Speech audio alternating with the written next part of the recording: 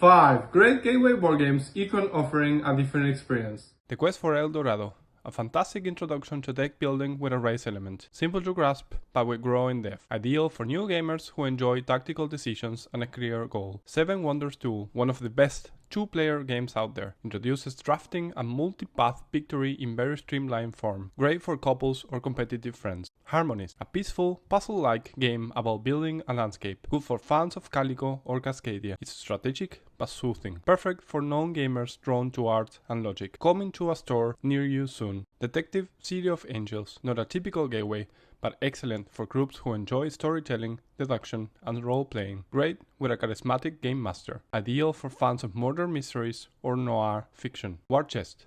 Abstract but elegant. This introduces tactical combat and back building. Not for absolute beginners, but fantastic for someone ready to level up from chess, Risk, or similar. And there you go. Let us know in the comments if you played these games already and how did it go with your group.